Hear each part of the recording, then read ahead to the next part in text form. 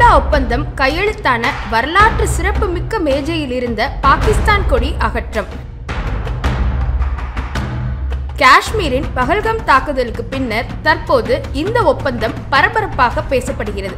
பயங்கரவாத தாக்குதலுக்கு பதிலடியாக இந்தியா பாகிஸ்தானுடன் செய்த சிந்து நதிநீர் பங்கீட்டு ஒப்பந்தத்தை ரத்து செய்வது உட்பட்ட 5 முக்கிய நடவடிக்கைகளை எடுத்திருக்கிறது.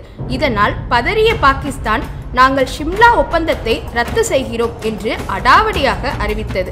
அது என்ன ஷிம்லா ஒப்பந்தம், அது எந்த அளவுக்கு முக்கியத்துவம் வாய்ந்தது என்பதை முதலில் தெரிந்து கொள்வோம்.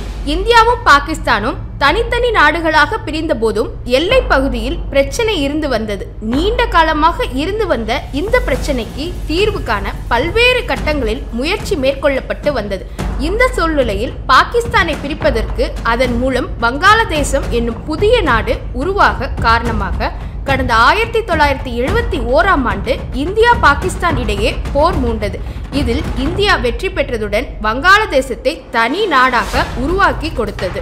இந்த போர் முடிந்து சுமார் 8 மாதங்களுக்கு பின்னர் இந்தியா பாகிஸ்தான் இடையே அசல் எல்லைக்கோட்டை அங்கீகரிக்கும் வகையில் இரு நாடுகளுக்கிடையே ஒரு ஒப்பந்தம் ஏற்பட்டது.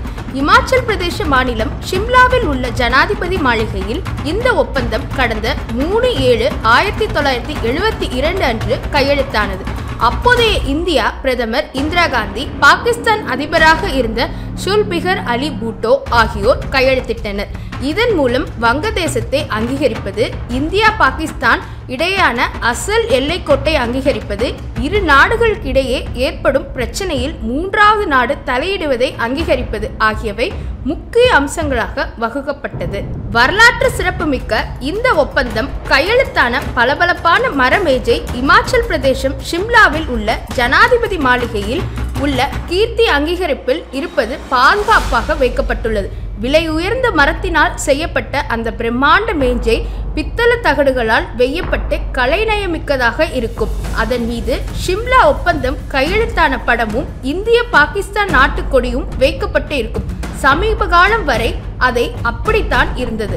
பஹல்காம் சம்பவத்தை தொடர்ந்து இரு நாடுகளுக்கு இடையே இணக்கமற்ற நிலை ஏற்பட்டுள்ள சூழ்நிலையில் வரலாற்று சிறப்புமிக்க அந்த மேஜையில் இருந்த பாகிஸ்தான் கொடி அகற்றப்பட்டுள்ளது.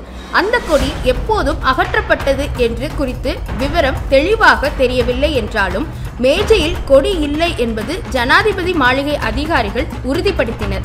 ஒப்பந்தம் கையெழுத்தானதை செய்தி வெளியிட்டு ஒரு மூத்த பத்திரிகையாளர் கூறுகையில் 53 ஆண்டுகள் பழமையான ஒப்பந்தம் அனைத்து சர்ச்சைக்குரிய பிரச்சனைகளையும் இருதரப்பு ரீதியாக தீர்த்து வைப்பதையும் கட்டுப்பாட்டு கோட்டில் அமைதியை பேணுவதற்கும் வலியுறுத்தியது. இருப்பினும் அந்த ஒப்பந்தத்தை பாகிஸ்தான் அடிக்கடி மீறி வந்துள்ளது. அதே நேரம் இந்த ஒப்பந்தத்தின்படி 90,000 போர் கைதிகளை விடுவிப்பதாகவும் போரின் போது இந்தியாவில் கைப்பற்றப்பட்ட 13,000 சதுர கிலோமீட்டர் நிலத்தை திருப்பி தருவதற்கும் இந்தியா ஒப்புக்கொண்டது ஒரு பெரிய தவறு என்று கூறுகிறார்கள்.